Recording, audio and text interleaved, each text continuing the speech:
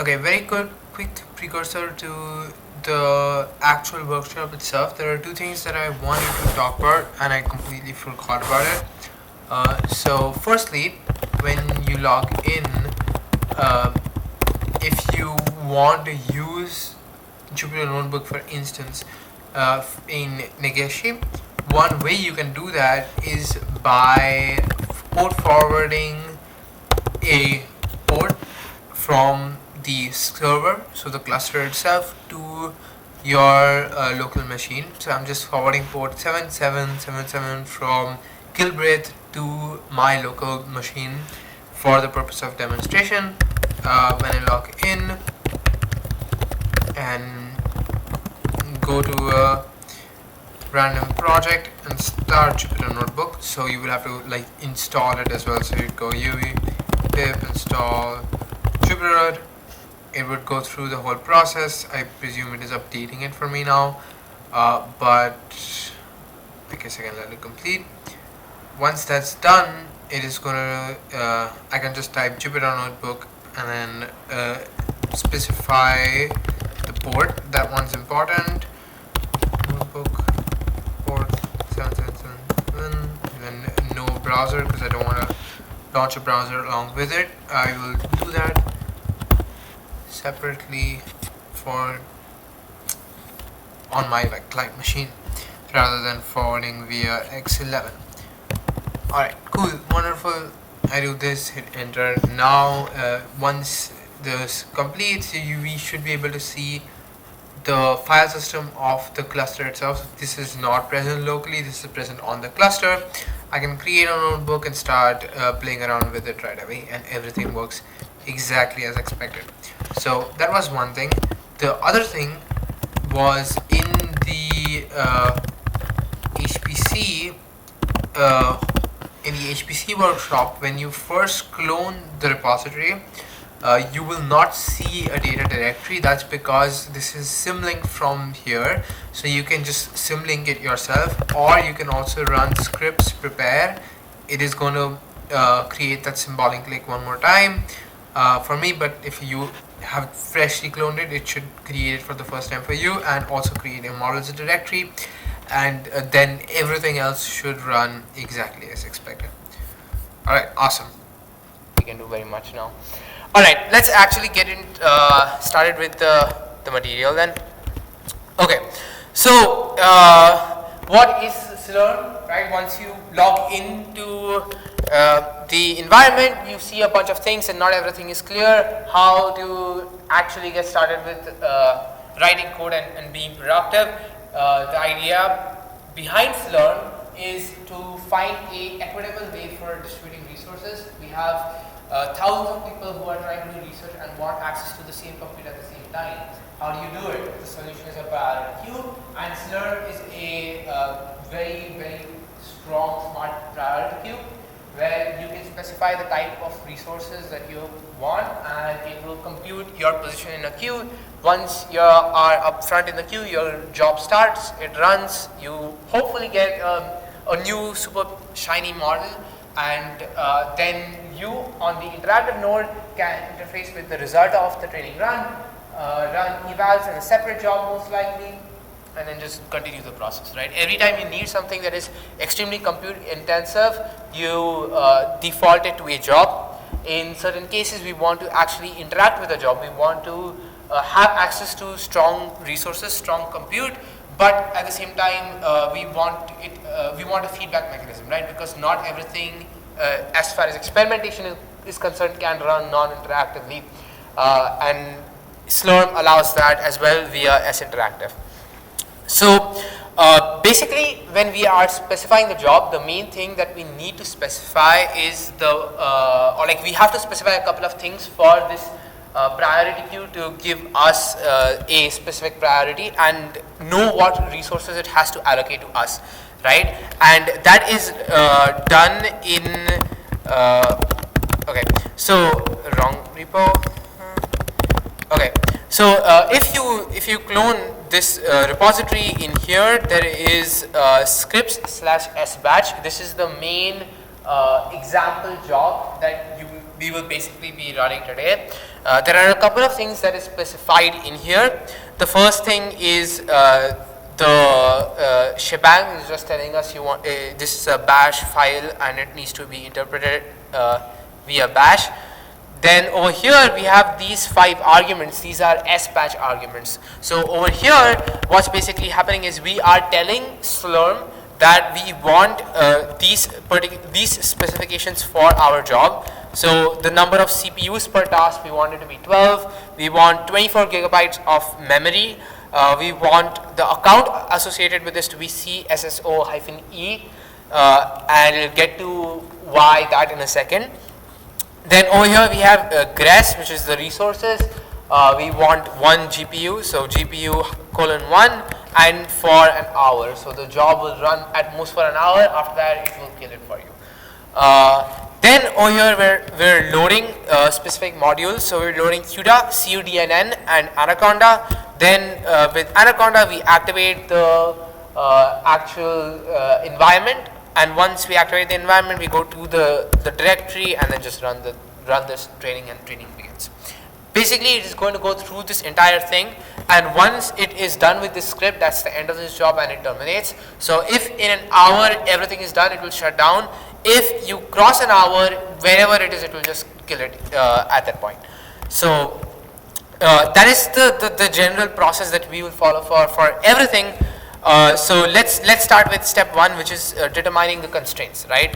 So in order to figure out what constraints you can basically play around with, you want to go to your shell, your interactive shell, and hit S features. And once you do that, you should be able to see something like this, right? So over here, there are a couple of things. You can see all of the nodes. We don't have access to all of these nodes. If you go to queue list, ideally you should be seeing E as well as H. These refer to the nodes that we actually have access to. So we actually have access to node E for the duration of the workshop, and the node H, which is the A10s. So these 4 A10s is what we should normally have access to, and what normally you will be playing around with.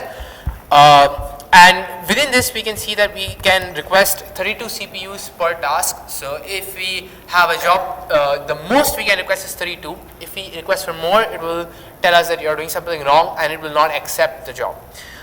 Memory is 512 gigabytes, so it is also again quite a bit.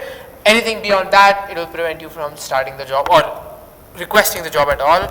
So very quickly, let's try doing exactly that, right? I'm requesting from E right now. The maximum I can request for CPUs is 16. So if I switch this to 2 and I go to here and I try to start the job, it says the CPU limit is reached, therefore it will not start the job.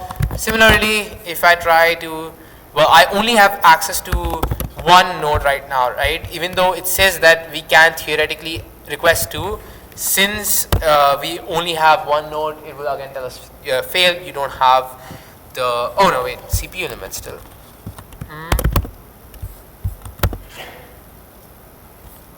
Okay. It is still saying CPU limit.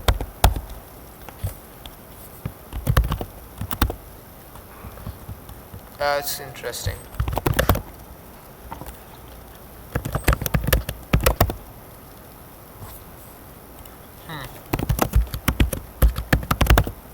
Now it should just use 1 CPU. Okay, and that works. So maybe we have less CPUs than I originally thought. And this does also work. Okay, wonderful. Cool. The more you know. Alright, wonderful. So that again is surprising to me, because we should be able to access 16 per S features, but clearly that's not the case. We can only access up to 8. So I guess if I make this 256, it would be fine, but 512 not. If the pattern would follow, not very important.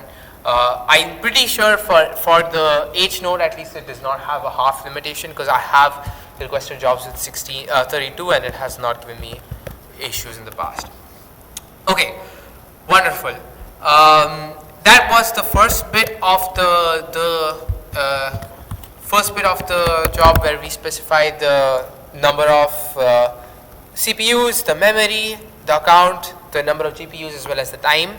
There are a couple of additional things that you can check for, and the manual specifies more of what you are able to specify, or like more of what you are able to specify for Slurm to figure out. But for most purposes, I think these 5 will be the key ones that you'll play around with. All right. Logging into clusters, you would have to use the username Gilbreth RCC per edu. Some 2 cool things that you can try. One is NeoFetch. You'll curl it and you can run it, and it shows you the specs of the server. The other thing that is actually practical is if you go to your sh/config file, and then you go to and then you set server alive interval to 60 or some smaller number, every 60 seconds, right? In this case, it will ping the server, so it will not let your instance or like your session die out if you go for a coffee or something like that. Generally, what happens is you just find that it's killed itself and you have to log in again. This will prevent you from doing that. You can go fall asleep, wake up in the morning, and you'll still be logged in. So that's pretty cool. Wonderful. All right. Next thing, configuration. Using 2-factor authentication every time is super annoying. Simple solution is to use SSH. So within the cluster, if you go to SSH and then you basically add your authorized key, so the public key string, to your authorized keys file, it will check it every time you attempt to log in. And if you have a private key whose fingerprint matches any of the public keys that are listed in this authorized keys file, it will just request for the password of your private key, right, of your SSH key, not the whole process of duo 2FA. So you can skip that. So that's pretty cool. What else is important? Yes, this one is one very important thing, redirecting cache. So now if you check the Gilbreth documentation, the home directory that you are logged into when you actually enter into Gilbreth for the first time, which would be home/your username. This directory is limited to only 25 gigabytes of storage. So if you use more than that, right, and it's very easy to do it if you have a data set and if you are trying to configure cache, so just torch by itself is going to take up like a gigabyte, right? So that is a problem, and the way to get around it is to use XDG cache home. Before that, NCDU is a very easy way to actually determine how much storage you are using and where your 25 gigabyte quota is going. So excuse me, let's give this a second, but it will basically just give us a split of where the storage is being used. So in Git, this repository is using the bulk of the storage because I have left this SVD dataset inside the home directory, right? I didn't link it up via cache, and because of that, it's taking up a lot of storage. If cumulatively this exceeds 25 gigabytes, it will not let us write any job, or it will not let us write to this directory at all. It won't let us submit any job, and it will create a bunch of problems. In order to solve that, we would use scratch space, which is basically storage that they have assigned that is supposed to be temporary of sorts, where they will kill or like they will delete this at will. They won't make sure that the storage is there, but 90% of the time you don't have to worry about it because they don't really remove it unless you use an excessive amount of storage. So oh really? Okay, cool. That's interesting. I didn't know that. Well, I haven't used a bunch of this for a very, very long time, and then it's still there. 2 months? Okay, good to know. All right, cool. But general idea, right, is as long as you are you have files over here that you don't care about, that are managed by not yourself specifically, you should be fine, right? And the biggest example of files like that is your cache, where you're downloading a bunch of stuff. If it is there, or like if you are not using it, then it will get cleared off by itself. And the first time you need it again, whatever program saved the cache is going to take an extra second to load, but at the end of the day, it's not the end of the world, right? So actually, I am curious. I want to see if there is anything older than 2 months, right? So you are correct. There is nothing that I can see that's older than 2 months. So it is quite likely. Yeah. Oh wait, no, March 2024. Yeah, I don't think they remove it. Okay. Interesting. Cool. Anyways, question? Yeah.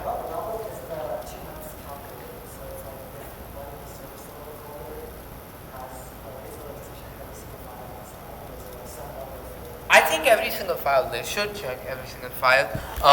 Like if I just do ncdu again over here, this is going to take a while because there is a lot of storage here.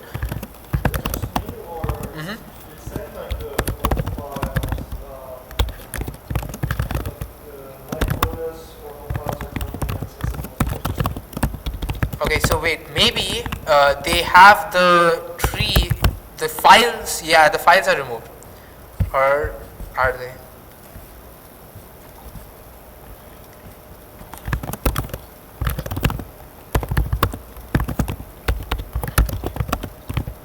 Yep, exactly. So they removed all of the files, they just left the folders. Okay, cool. Great. So yeah, 2 month rule applies. If it is more than 2 months, they will remove everything except for the actual folder path. So that's interesting. So that's Scratch basically. And the simple way of setting up your Scratch so is if you go in your bash rc and you set export xgg cache home to the directory of Scratch, it is just going to start redirecting all of your cache into those directories. So that way it becomes very easy for you to set anything up, and then everything just proceeds from there. You don't have to worry about it another time. Okay, replace the username with your alias and then source bash rc, and then automatically everything will start from your cache. That is great. Then you can move your current cache to the actual Scratch itself, or just clear it off, and then you can relinquish back your storage. One weird bug that I found, I really like to use this program called IPython. It's basically Jupyter Notebook but without the bloat. So if I go here,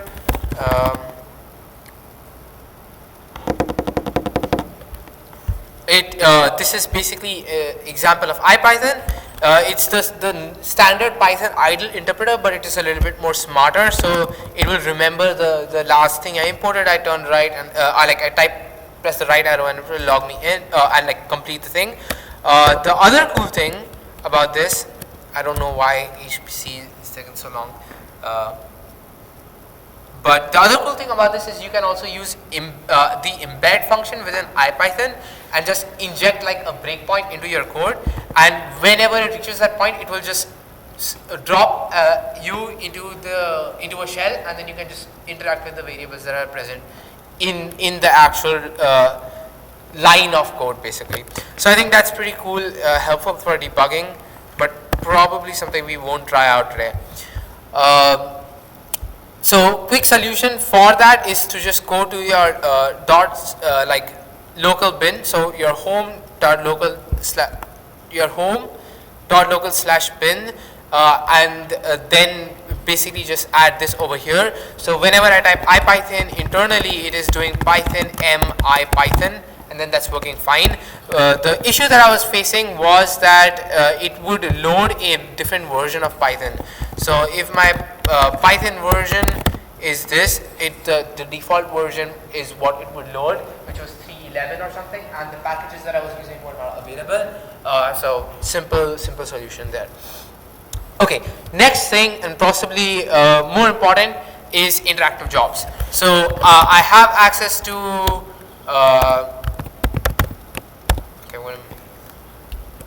I have access to these nodes, and now I want to actually use them.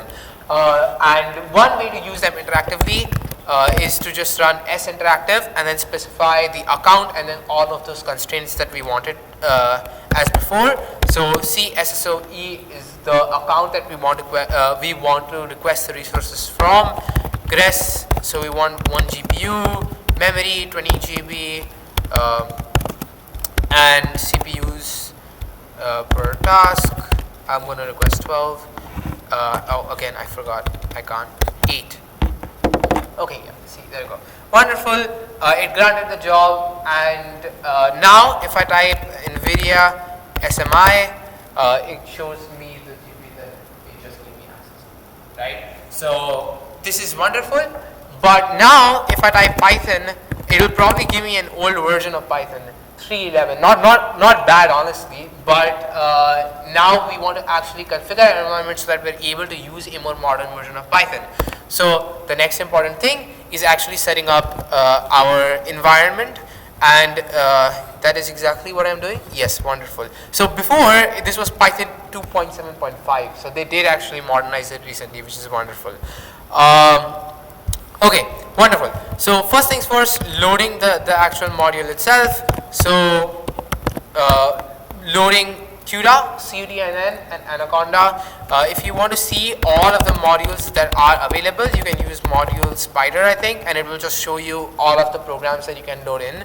If you want to load a specific version, for example, of Anaconda, you can also do that, and then it shows you all of the versions that are available, and then you can specifically pick out whichever one you want. So that makes it a little bit easier if you have a preference for a specific reason. For TensorFlow, for example, you need a specific combination of CUDA and CUDNN, so you might have to be a little bit more careful when you pick those out. Was there a question? No? Sweet. One more time?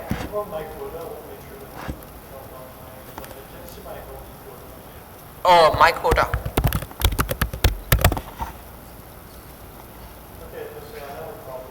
Okay. So yeah, this is a good also showing off the limit as well as the limit for scratch storage. So this is cool. Wonderful. We have that. Then one optional thing is UV. I really like this. This is just for Python package management. The installation process is very simple. All you need to do is copy and paste this, and then maybe in your bash or C you might have to add something. But let me check that very quickly. Yeah, then you just add this line over here, and it will make sure that UV is actually accessible. It speeds up the process of installation of packages like manyfold. It's a wonderful thing. And in order to use it, you just prepend UV to all of your commands, all of your standard pip commands, and everything works just fine. Okay. Wonderful. So the final step is to create a bash script that lists Slurm's constraints. It loads the necessary modules and dependencies, and then actually carries out the training run. And then after that, we can actually monitor the status of the job as well, and then figure out what exactly is happening under the hood, right? Once we start the default run, I will talk about efficiency, because that is something that's super duper important. When we are using multiple GPUs, we want to ensure that we are making the most of the utilization. The other thing that we want to see and ensure is also the fact that the GPU runs need to be a little bit shorter. We are mostly aiming for people to request like 4-hour long training runs at most, and in order to ensure that we can run training runs for longer periods of time, the idea is that we create training jobs such that they checkpoint by themselves at the end of 4 hours, and if there is no one else in queue and it's just you can just keep requesting and it will keep giving you access over and over. But if there is someone else in queue, you can basically trade time with them, and both of y'all can actually run your training code, and it's not one person has a job that will run for 2 weeks and then everyone else has to wait, right? So I'll give you all a template for running checkpointed code as well as using multi-GPU for training. So we have that.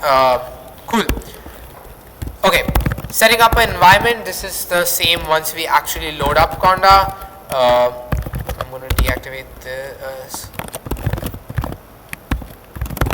Go to HPC workshop and create. Okay, yeah, actually here for create, normally you would specify the name that you are trying to create it under. So for example, HPC workshop, and then you would do Python equals 3.11 or 3.12 or whatever version you want.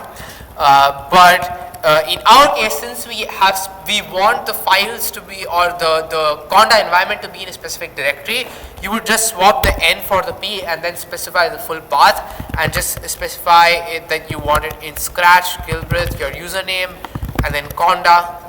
Beyond Scratch, it can go anywhere. I'm just putting it in Conda / the name, and it will set everything up. It will specify some defaults. It will ask me if I want it. I will say yes, and then the environment will be set up. It's installing 12.9 for me. That's wonderful. No problem at all. Okay. Any questions at this time? Everything makes sense so far? Okay, cool. Oh, also we have Negeshi for interactive compute. The idea was that if you are trying to use Jupyter Notebook, right, what you would do is you would log into Negeshi, set up your Jupyter Notebook through there and work through it, because they have GPU nodes, but it's AMD. And unfortunately, as of now, they currently suck. The environment that they have is really bad. In order to access set a tensor on a AMD GPU, you have to run within Singularity, which is Purdue RCAC's version of Docker, or like not their version, but the version that they use of Docker. And once you do that, you get access. I tried it and it still didn't work. So if you are trying to use data specific runs, like just data processing pipelines, maybe that is a way to go. I'll show you how to do it for sake of completeness, and maybe hopefully further down they figure it out. But as of right now, I don't think that is something I would recommend. Okay, environment is ready. I will activate it, and I am technically in. I will install the requirements, and it should not take too long, hopefully. But once that is done, we should be good to actually start the training run. Yeah? So is this Scratch storage, can you access it from clusters? Yeah, that it is stored. So I don't think so. Let me see. Do I have it?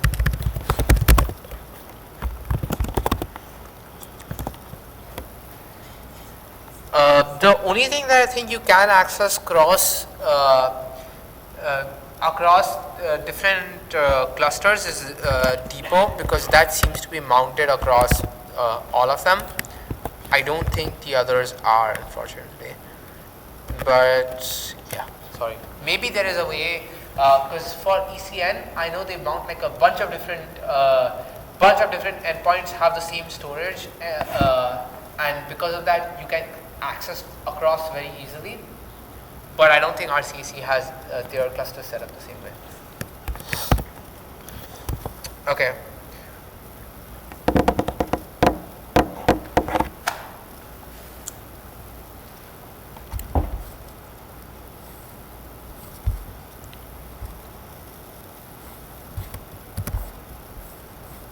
Anytime now.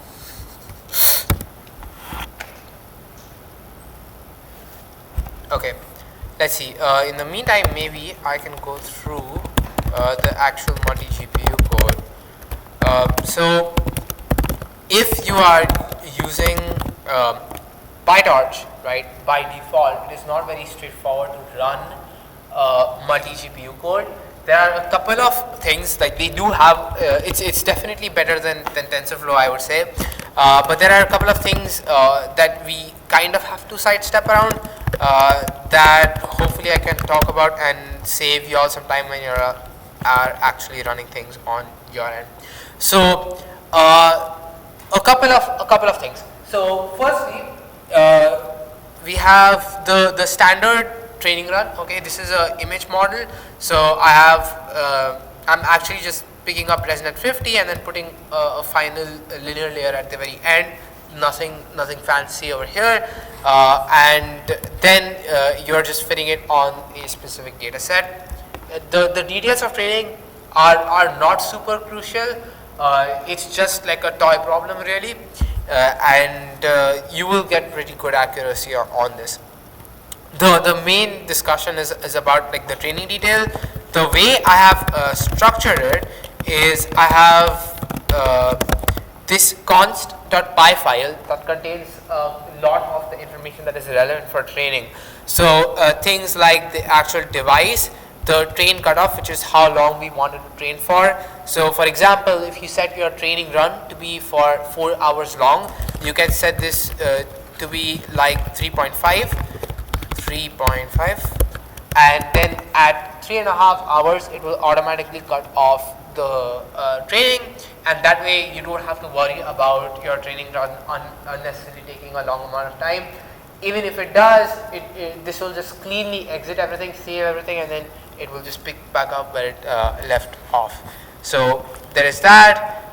Model name learning rate is standard. Checkpointing true is standard. Well, not standard, but we use this to determine whether or not to save checkpoints. Pre-train true. Batch size is standard. Epochs is standard. DDP. This is distributed data parallel. Correct? Yeah, data parallel. Right. I think that should be it. But the basic idea is that if you are dealing with multiple devices, each GPU has to communicate the gradients that it has obtained with each of the other devices. So you have you have models, or like you have each GPU that maintains a copy of the model in parallel, and half the data goes into GPU 0, half the data goes into GPU 1.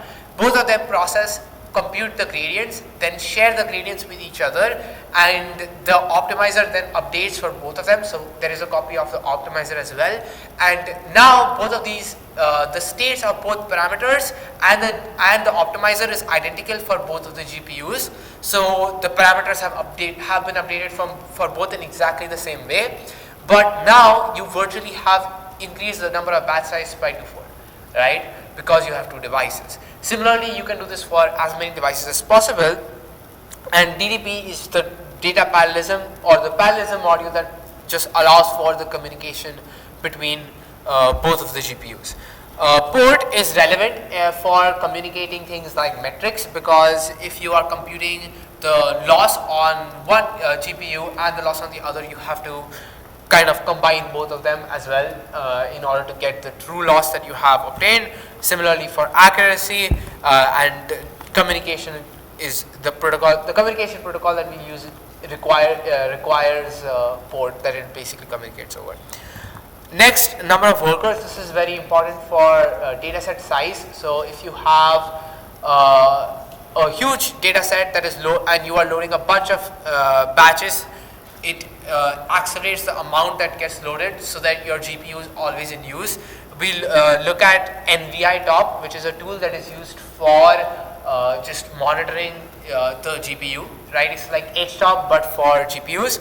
So we can use that to see how much utilization our GPU has, and if our GPU utilization is low, it means that it's basically waiting for the data loader to remove or like pick up data points, batch them, tensorize them, and then the actual backpropagation part is where the GPU comes in, or forward and backward process where the GPU comes in, and we don't want it to be idling around.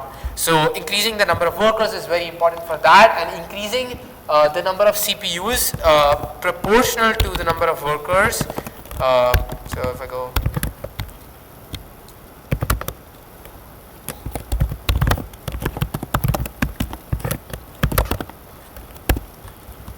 here the number of CPUs that I'm requesting needs to be also proportional to the number of workers, because if I have more workers than CPUs, it is going to freeze my code and everything is going to crash and burn.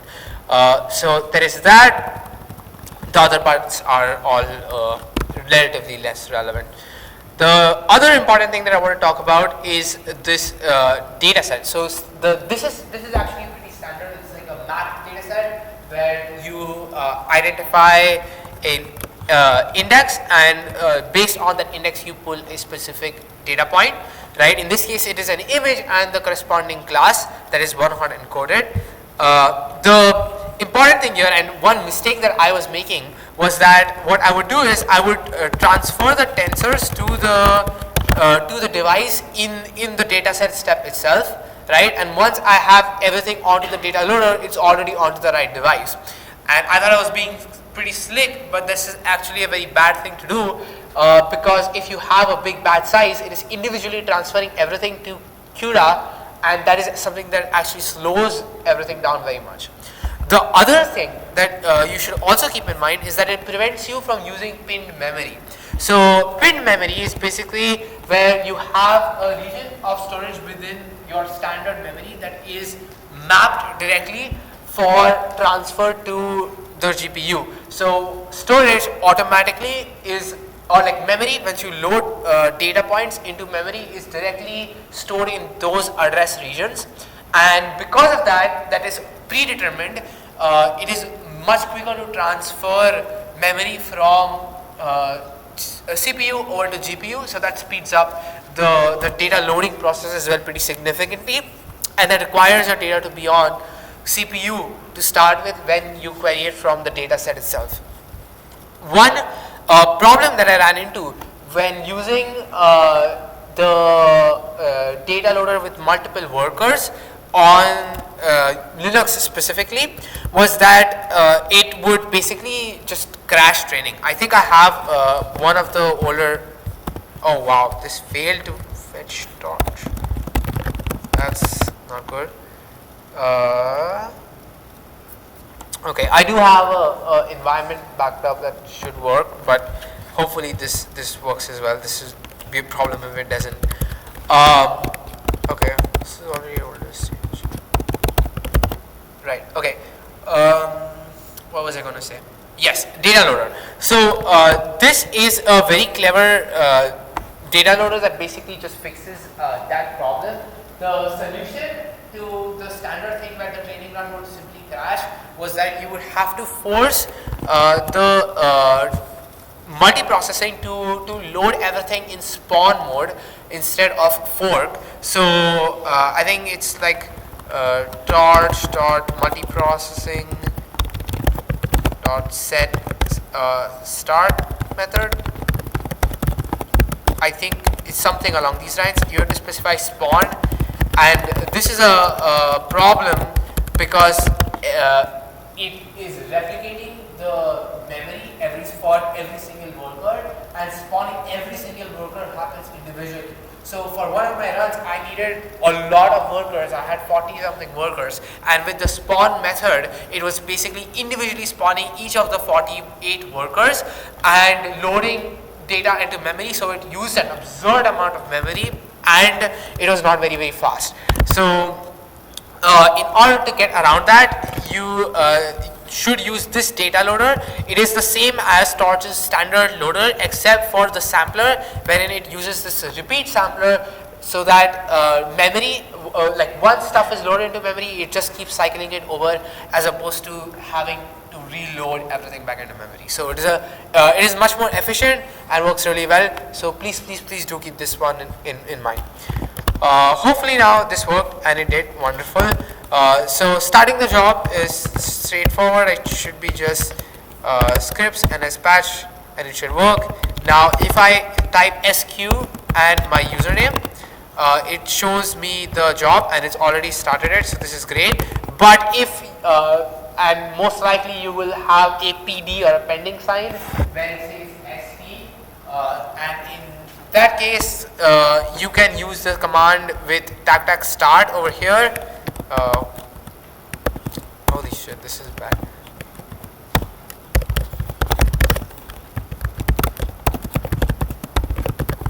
right? And it will tell you how long it expects your program or your run to start in.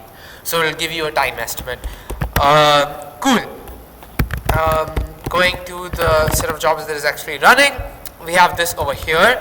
I'm going to go to HPC workshop and install NVI top if I don't have it already, and I don't. Okay, good. Now, if I run NVI top, it should show me the amount of GPU memory that is being used by the process, and then the utilization is currently 0. This is also the wrong environment entirely, which is confusing. That's not me. Oh yeah, that makes more sense. Okay, sorry. Right now, I have access to somebody else's machine or like someone else's run, right? So I do have access to a GPU at this time, but since I'm interactive, I didn't actually log into the job itself, right? This is somebody else's run, which is using the specification over there. This is not ours, right? And in this case, we can technically still use this A30 GPU, but the problem is that we have a higher niceness level compared to this user over here, which means that if this user requests more memory, it is going to kill our program in order to get more memory, and that will basically mean that you're basically hoping that no one else comes, or like this, you're hoping that this user is kind enough to not need more memory. And if this user needs actual utilization as well, right now it is 0, but if it is max, basically it's as good as you being unable to use the GPU, because it is always going to prioritize this user's job and this user's run in order to not basically inconvenience them. And that is because they have the job priority. So if I go to the SQ, I see the job, I can actually log into the job that I am running. So I would specify that using srun tag job ID, and then paste the job ID, and then process. I want to run bash, and now I am actually in the environment, and you can see that the node changed from FE01 to E011, and now if I run NVI top, yeah, see this is, I'm doing a much better job with my utilization. So it's actually performing the training. It is using 92% of memory and most of the actual utilization itself. And now in this case, you have the top priority. You are the least nice user, which means that if someone else were to hop onto this instance just by chance, what would happen is they would get less priority. Wonderful. That blip was because of the epoch, I think. So if I were to see the output of the run, I can do that using this cat, and it will just show me the output.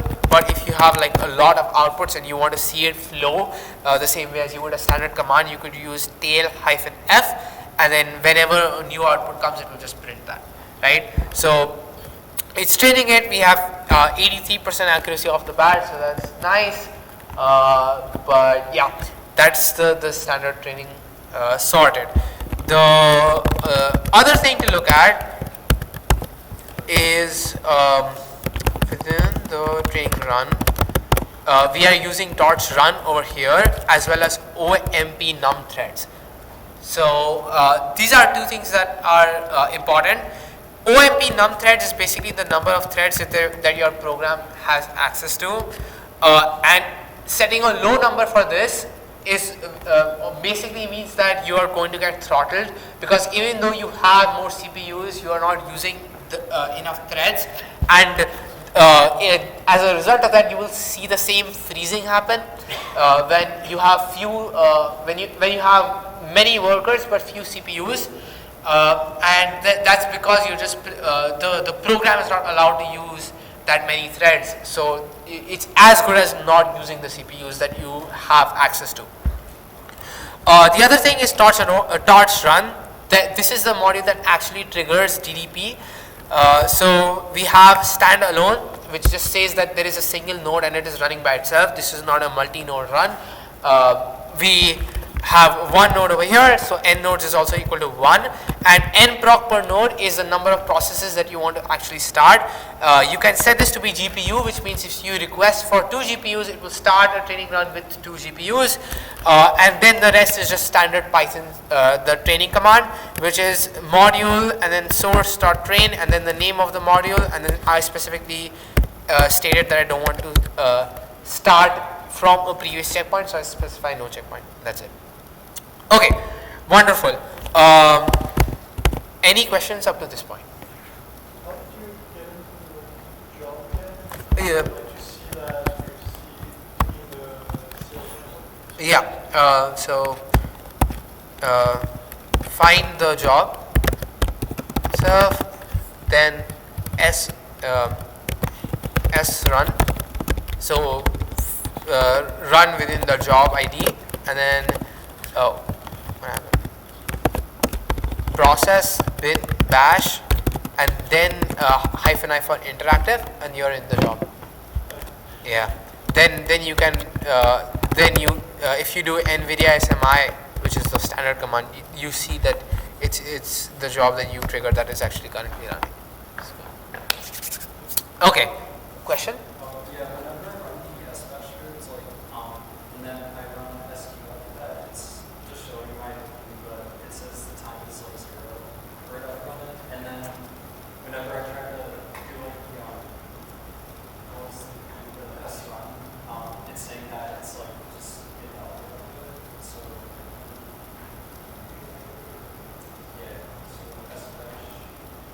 So I get that. Yeah.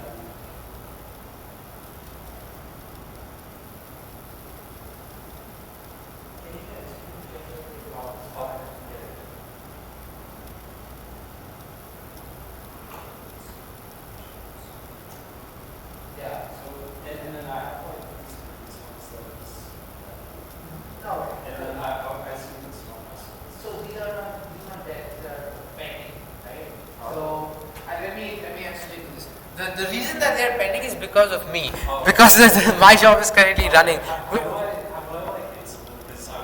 Oh, good question. Yeah, it's S cancel, and then the ID. So wait 1 second, though. Don't cancel it just yet, because I want to show the. So if you see over here, there is a queue, and it says that 4 are in the queue. So those are the jobs. So it's basically waiting for my run to get done. Once my run gets done, then your run will begin. And if I start another job, right, it will show me the same thing. It shows PD for pending. This means that the job is not started yet. It's waiting for the for other jobs to complete, and once the other jobs complete, then it should allow me to start. And they haven't even computed the start time for this job yet, right? Now if I cancel this, it cancelled. Okay, so now I'm back into E011. I think that means that my training completed or crashed. Hopefully it is completed. Yeah, it completed. I set it for 5 epochs, it ran for 5 epochs. We got 90% accuracy. Sweet. One more time? You said a .out file in the job, or is it in the, Oh, it just automatically outputs it. like this Slum sort of thing? Yes, Slurm does this automatically. You can set it to be a specific name if you like. I like it to be the job file, the job ID, simply because a lot of times when I rerun stuff, I want to have the ID of the run associated with it. But in case you prefer overwritten, you can have that as well, or you can change the name to your own custom name. More heading than is worth in my opinion, but it's an option for sure. Okay, wonderful. Queue list hopefully should have another thing started now. So someone else's job has started, which is nice. Again, in principle, we should have much more of these, but unfortunately, that's not the case. Anyways, besides that, let me see if there is anything that I am missing that I plan to cover. Multi-GPU runs, checkpointing, timed keyboard interrupt. Yes, those things, of course. Alright, cool. So, the next thing is the actual DDP part, right? In order to use DDP, there are a couple of things that we need to do. So first, we have to set the device to be whatever the local rank is. So these variables, local rank as well as world size, are specified by torch itself when you use torch run in order to start the training run. So it will create the processes for each of the individual GPUs and also specify in the environment variable the local rank, which is the GPU that you want to send all of the data to, and basically it's up to you in order to actually follow the local rank, and if you follow the local rank, everything will basically work out by itself as far as communication is concerned. With some caveats, we'll get to that in a second. Next, torch CUDA, I'm also setting the device to whatever the device is within the local rank. I am beginning a process group and I'm using NCCL over here. I think there is glue backend, which is for if you're using CPU only. For GPU training runs, we need NCCL. And then we have a barrier which basically says stop everything until this point and wait for everybody else to catch up, because these are going to be asynchronous processes that are running, and you want to basically set a point at which everyone is at the same spot, and the barrier does exactly that. Data loader, we are picking up from the other data loader that we had initially. Like the data loader that we defined in data.py, not the traditional torch data loader. Same thing for dataset, but that is fairly normal. Setting the number of batch size, the number of workers, pinned memory is true, this is important, and then shuffling for regular training purposes. Then we get the actual model itself, set it to the device, whatever the rank is for training specifically. And then const.ddp, within this we are wrapping our original model with nn.parallel.distributed data parallel, or DDP. Yeah, so that is the full form, and that is just that wrapper basically allows you to allows the gradients to communicate with one another across the GPUs. This is a bit of a hacky fix. I'm basically just forwarding the load state dict and the state dict functions to from the module itself down to just model dot. So if I'm not using DDP for training, it will still work just fine. Optimizer, standard Atom, checkpoint args. So this is for checkpointing specifically. We are setting a couple of things within the checkpoint. So over here, if I go to the models and see the files that are saved, there are a couple of things that we can look at over here. First is best.pt, which is the best weights, checkpoint metadata, which I will get to in a second, last.pt and optim.pt. If you're using a learning rate scheduler, so for example cosine annealing, and you want to, in that case you also want to save the state of the scheduler, so you would have another scheduler.pt over here. Within this there is the checkpoint metadata, and this has information about the epoch from where to start off, as well as the run ID. This is relevant because you are using some tool for tracking your runs. In this case I'm using flow, and I want to continue the run as though it never stopped, right? So it basically picks up the ID and then just continues from there, so that remains consistent. We also pick up metrics from the run. So for example, over here, the previous metrics, we get the best epoch as the selected epoch, so the epoch that contains the best parameters, as well as the epoch that contains the best accuracy, so that if you continue the training run, it is able to pick up from where you left off and still retain the best weights and doesn't get stuck on whatever subset you are training now, right? So if I train for the first 50 epochs and I get the best weight after epoch 40, I train for another 50 and my best weight on validation accuracy, for example, is still epoch 40. I still want epoch 40, I don't want 51 or anything between 50 and 100. So that ensures that, and then you actually call everything into fit.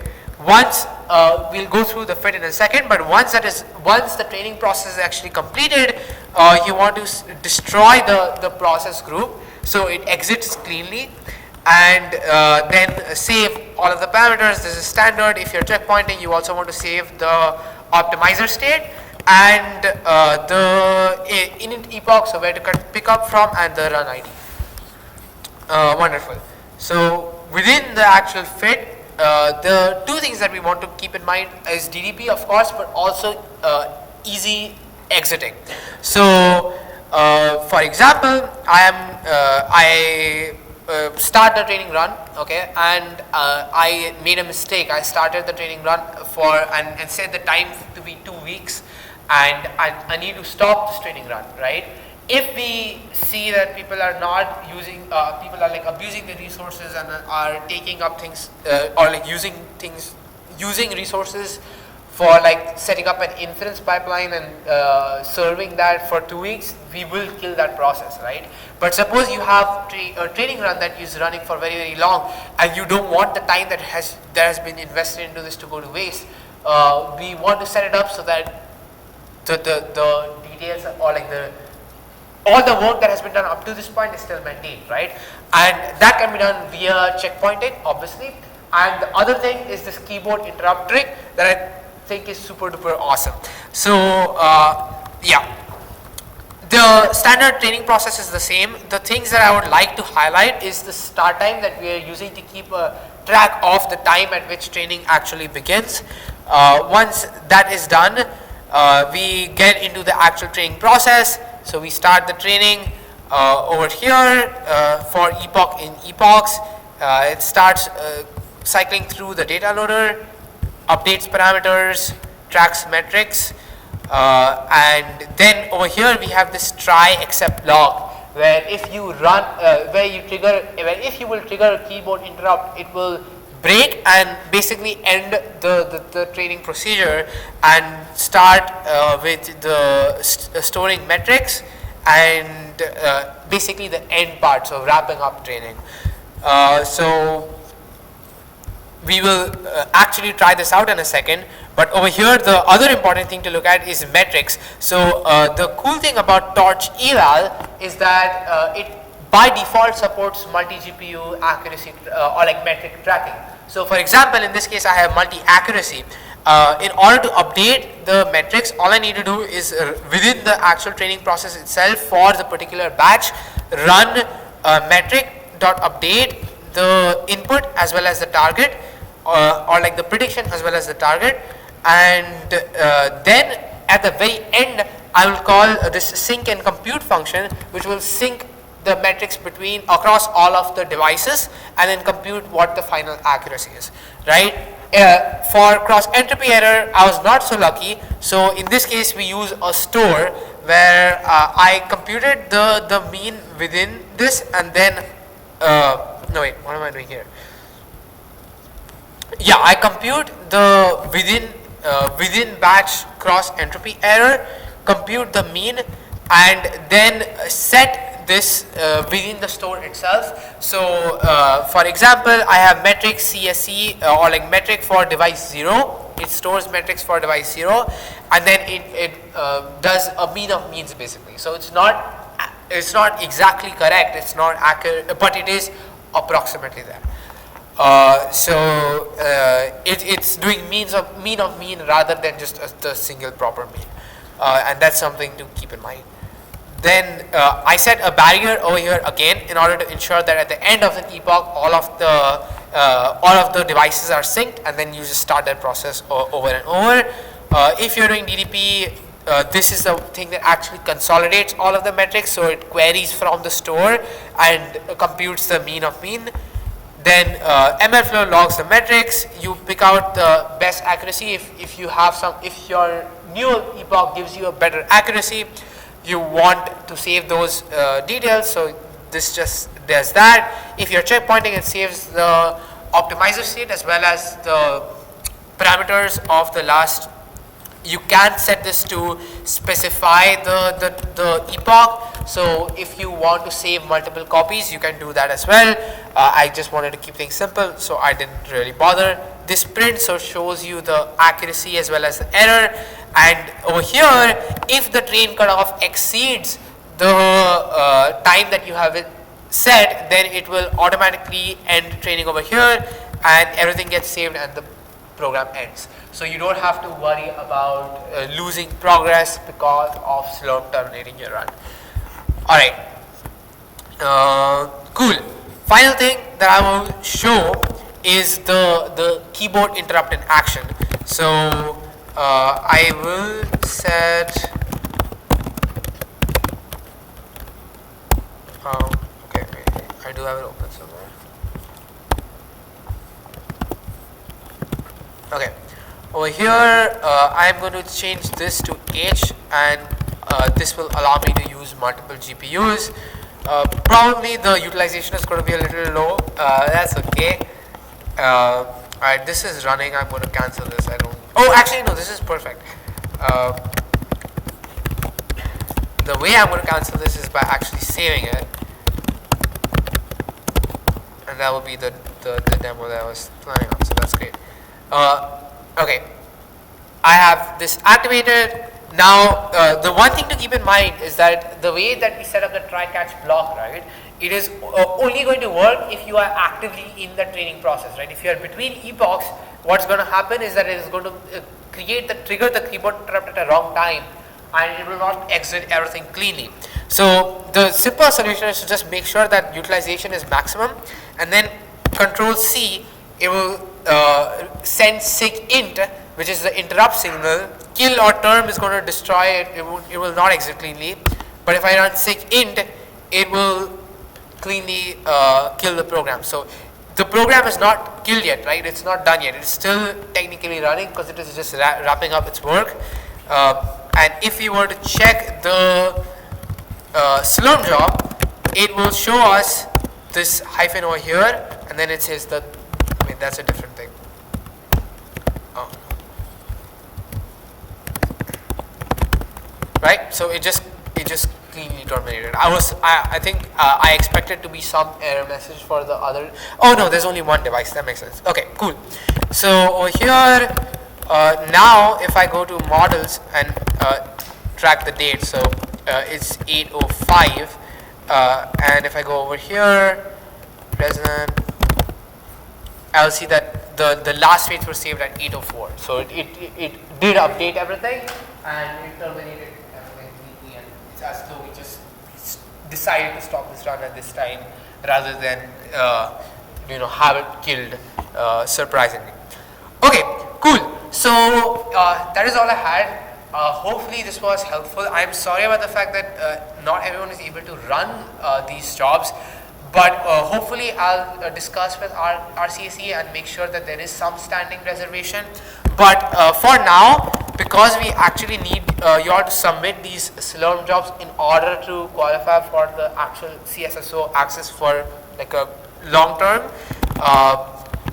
what we'll do is in the job, just change this to standby and then start the run, and once you do that, you should be fine. It might take a while, but like by the morning for sure your job will complete running, and then you should be able to submit that, and you should have access for definitely the rest of the year.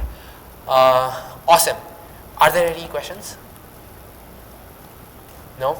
Okay, awesome. In that case, we can call it a day. Have a great rest of your week, and I'll see you around. Thanks for presenting this. Thank you.